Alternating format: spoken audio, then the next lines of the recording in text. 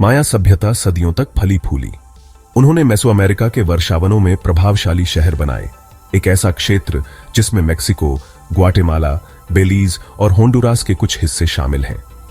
माया एक साम्राज्य नहीं बल्कि शहर राज्यों का एक समूह था, जिनमें से प्रत्येक का अपना शासक था। उन्होंने कला, विज्ञान और धर्म से भरपूर एक साझा संस्कृति साझा की। माया ने एक ऐसी विरासत छोड़ी जो हमें आज भी मोहित करती है। वे खगोल विज्ञान और वास्तुकला के उस्ताद थे, आकाश के गहरे निरीक्षक, जिन्होंने सूर्य, चंद्रमा और सितारों की गतिविधियों पर नजर रखी। उनके विस्तृत अवलोकनों ने उन्हें ब्रह्मांड की एक जटिल समझ विकसित करने की अनुमति दी। उनका मानना था कि खगोलीय घटनाएं उनके जीवन को प्रभावित करती हैं, अपने ज्ञान का उपयोग कैलेंडर बनाने और भविष्यवाणियां करने के लिए करती हैं। विशेष रूप से उस समय को देखते हुए उनके खगोलीय प्रेक्षणों की सटीकता आश्चर्यजनक है।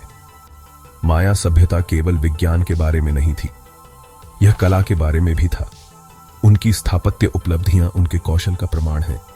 उन्होंने जटिल नक्काशी और मूर्तियों से सजे विशाल पिरामिड, मंदिर और महल बनाए, जो न केवल इंजीनियरिंग के करतब थे बल्कि कला के काम भी थे। ये संरचनाएं माया की गहरी आध्यात्मिक मान्यताओं को दर्शाती हैं। माया को खगोल विज्ञान की गहरी समझ थी। वे सूक्ष्म खगोल शास्त्री थे, जिन्होंने पीढ़ियों तक खगोलीय पिंडों पर नजर रखी, जिससे वे ग्रहण, विषुव और संक्रांति की भविष्यवाणी कर सके। उन्होंने अपने प्रेक्षणों के आधार पर एक परिष्कृत कैलेंडर प्रणाली विकसित की। माया का मानना था कि ब्रह्मांड जीवित है, आकाशीय पिंडों को देवी देवताओं के रूप में देखते हैं, जो उनके जीवन को प्रभावित करते हैं। उन्होंने सितारों की गति के साथ तालमेल बिठाने के लिए मंदिर और पिरामिड बनाए, यह मानते हुए कि ये संरेखण उन्हें देवताओं के साथ संवाद करने की अनुमति देते हैं। उन्होंने कृषि और नौवहन जैसे व्यावहारिक उद्देश्यों के लिए अपने खगोल विज्ञान के ज्ञान का उपयोग किया।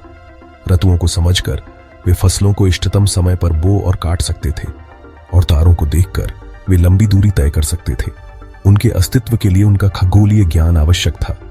माया ने दूरबीनों की सहायता के बिना अपने अवलोकन किए, नग्न आंखों के अवलोकनों पर भरोसा किया और खगोलीय पिंडों की गति को मापने के लिए लाठी, पत्थर और अपने शरीर जैसे उपकरणों का उपयोग किया। उनकी सरलता और समर्पण वास्तव में उल्लेखनीय है।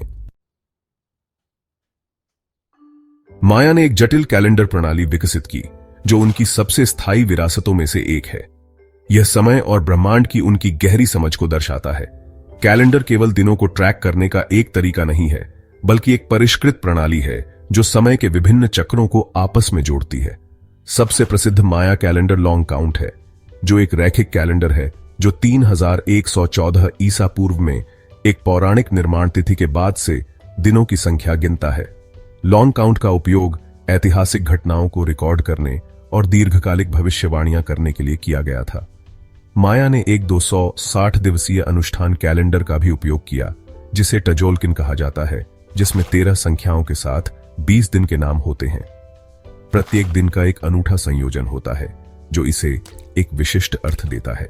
टजोल्किन धार्मिक समारोहों और अटकल के लिए महत्वपूर्ण था। माया ने इन कैलेंडरों को एकीकृत किया, एक जटिल प्रणाली का निर्माण किया जो समय के उनके चक्रीय दृष्टिकोण को दर्शाता है। उनका मानना था कि समय रैखिक नहीं था, बल्कि चक्रों में चलता था, जो इतिहास में दोहराते हैं। उनकी कैलेंडर प्रणाली इस विश्वास को खूबसूरती से दर्शाती है। खंड 4, वास्तुकला के अजूबे जंगल में शहर। माया सभ्यता अपनी वास्तुकला के लिए प्रसिद्ध थी। उन्होंने वर्षावन के बीचों बीच प्रभावशाली शहर बनाए, विशाल पिरामिड, मंदिर, महल और बॉल कोर्ट बनाए। ये संरचनाएं कला के काम भी थे। उन्होंने अपनी इमारतों को जटिल नक्काशी और मूर्तियों से सजाया। ये सजावट देवी देवताओं और महत्वपूर्ण घटनाओं को दर्शाती है। कई माया शहर एक केंद्रीय प्लाजा के आसपास बनाए गए थे। यह प्लाजा शहर का दिल था। माया ने कॉजवे की एक प्रणाली का उपयोग किया। ये कॉजवे शहर के विभिन्न हिस्सों को जोड़ते थे। खंड 5, चिचेन इट्जा, जहां खगोल विज्ञान वास्तुकला से मिलता है।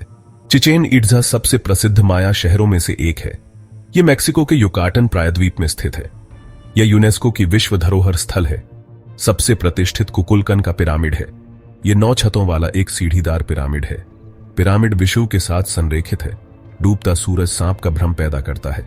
एक और प्रभावशाली संरचना ग्रेट बॉल कोर्ट है। यह मेसोअमेरिका का सबसे बड़ा बॉल कोर्ट है। चिचेन इट्जा माया की उन्नत सभ्यता की याद दिलाता है। यह एक ऐसी जगह है जहां खगोल विज्ञान और वास्तुकला मिलते हैं। खंड 6 खंडहरों में एक विरासत, माया का पतन। माया सभ्यता का पतन हुआ। यह गिरावट 9वीं शताब्दी सी के आसपास शुरू हुई। 16वीं शताब्दी में जब तक स्पेनिश पहुंचे तब तक कई माया शहरों को छोड़ दिया गया था। माया के पतन के सटीक कारण जटिल और बहस का विषय हैं। कई कारकों ने संभवतः योगदान दिया। एक कारक पर्यावरणीय क्षरण था। माया गहन कृषि का अभ्यास करते थे, जिसके कारण वनों की कटाई, मिट्टी का कटाव और पानी की कमी हो सकती है। इन पर्यावरणीय समस्याओं ने बड़ी आबादी को बनाए रखना मुश्किल बना दिया होगा। एक अन्य कारक राजनीतिक अस्थिरता था। माया शहर राज्य अक्सर आपस में युद्ध में रहते थे। इस युद्ध ने संसाधनों को समाप्त कर दिया होगा और सभ्यता को कमजोर कर दिया होगा। इससे व्यापार नेटवर्क का पतन भी हो सकता है।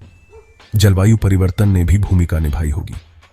कुछ अध्ययनों से पता चलता है कि 9वीं शताब्दी सी के दौरान लंबे समय तक सूखा पड़ा होगा। इस सूखे ने मौजूदा पर्यावरणीय समस्याओं को बढ़ा दिया होगा और व्यापक अकाल और सामाजिक अशांति पैदा कर दी होगी। खंड 7 निष्कर्ष, माया का स्थायी आकर्षण। माया सभ्यता ने एक समृद्ध विरासत छोड़ी है। वे कुशल खगोल शास्त्री और गणितज्ञ थे।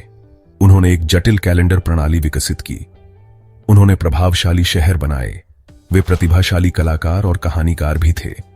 उनके मिथक और किंवदंतियां हमें आज भी मोहित करती हैं। अपने पतन के बावजूद माया लोग गायब नहीं हुए। आज मध्य अमेरिका में लाखों माया वंशज रहते हैं। वे अपनी परंपराओं को जीवित रखते हैं। वे माया भाषा बोलते हैं और अपनी विरासत का जश्न मनाते हैं। माया सभ्यता हमें याद दिलाती है कि सबसे बड़ी सभ्यताएं भी पतन से अछूती नहीं हैं।